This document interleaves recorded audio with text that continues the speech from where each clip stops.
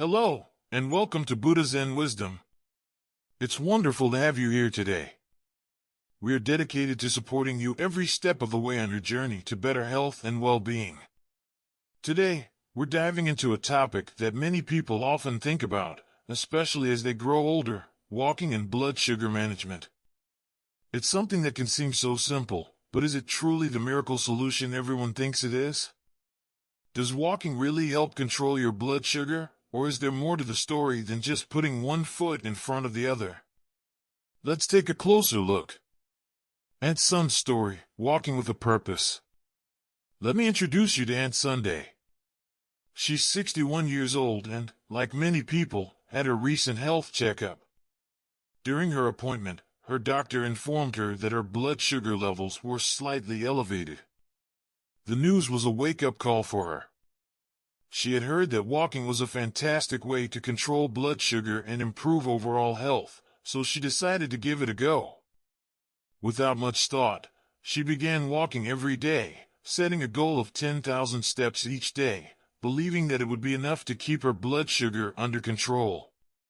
After a month of faithfully walking around her neighborhood, Aunt Sun went back for a follow-up appointment with her doctor, hopeful that her efforts would have paid off.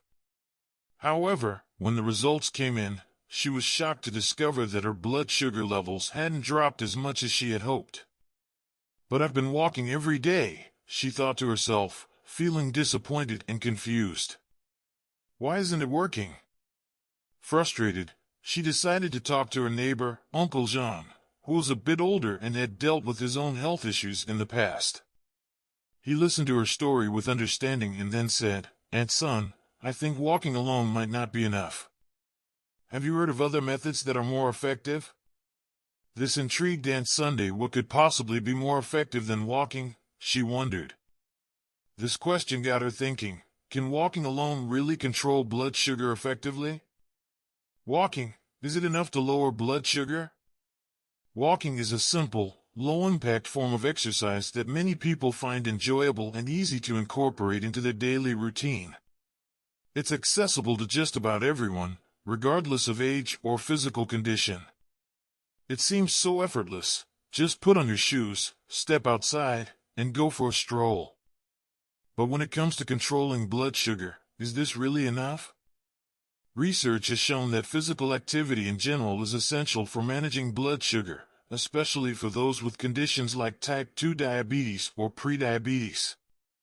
Regular exercise helps the body use insulin more efficiently, and it also burns off excess sugar in the blood. This process is beneficial, but how much walking is needed to make a real difference? The link between walking and blood sugar. So, let's break down why walking is helpful for managing blood sugar. When you engage in physical activity like walking, your muscles require more energy.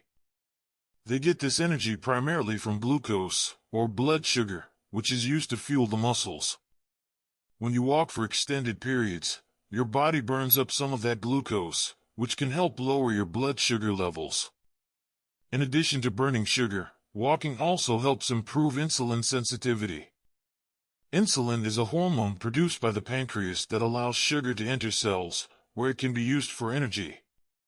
People with type 2 diabetes often develop insulin resistance, meaning their bodies don't respond to insulin as effectively, and blood sugar levels rise. Walking helps to increase the effectiveness of insulin, allowing sugar to be used more efficiently by the body.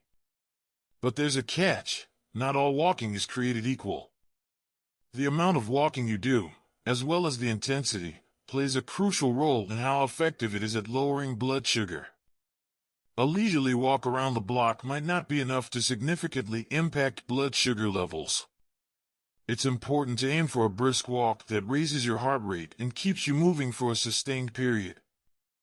The limits of walking alone. Even though walking can help, it might not be the complete solution for everyone. For some people, walking alone may not have the desired effect on blood sugar, especially if their blood sugar levels are very high or they have a more severe form of insulin resistance. One factor that can affect the success of walking is intensity. If you're walking too slowly or not for long enough, your body may not burn enough glucose to make a noticeable difference in your blood sugar levels.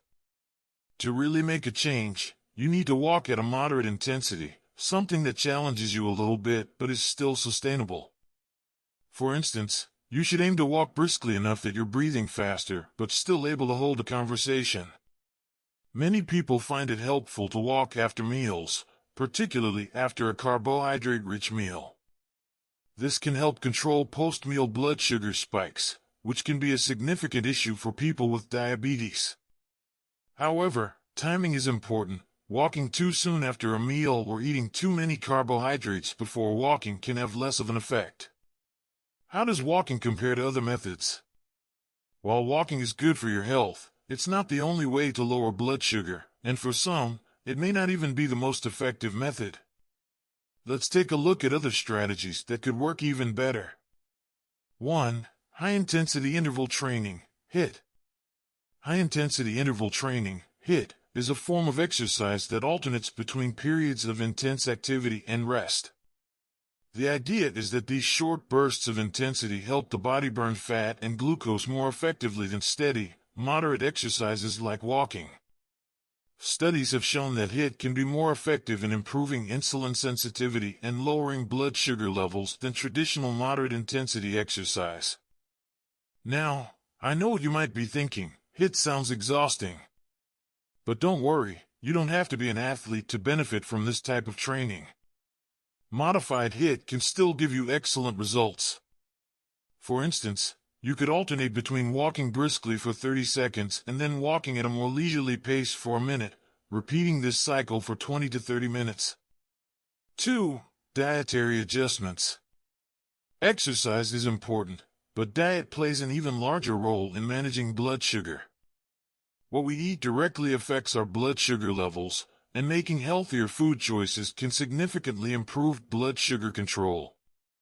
One approach is to reduce your intake of refined carbohydrates, like white bread, pasta, and sugary snacks, and focus on foods with a low glycemic index, GI.